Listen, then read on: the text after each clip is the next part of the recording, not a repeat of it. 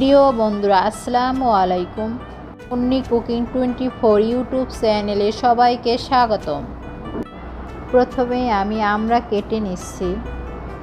প্রথমেই কড়াইতে তেল গরম করে পেঁয়াজ কুচি দিচ্ছি, দিয়ে ভেজে নেব যতক্ষণ না সোনালি হয়ে যায়। এরপরে চিংড়ি মাছ দিয়ে ভেজে নেব।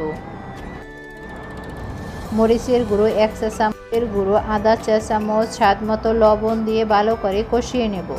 এবার পানি দিয়ে ভালো করে কষিয়ে নেব। আমরা সেদ্ধ হবার জন্য পরিমাণ মতো পানি দিচ্ছি। এবার আমরা দিচ্ছি, সেদ্ধ হবার জন্য ঢেকে দেব। 20 মিনিট পর ফিরে এলাম। খুব সহজে বানিয়ে ফেলুন টক ঝাল আমড়ার রেসিপি। ভিডিওটি ভালো লাগলে একটা লাইক দিন, চ্যানেলটি সাবস্ক্রাইব করতে ভুলবেন না। ভালো থাকুন, সুস্থ থাকুন। আল্লাহ।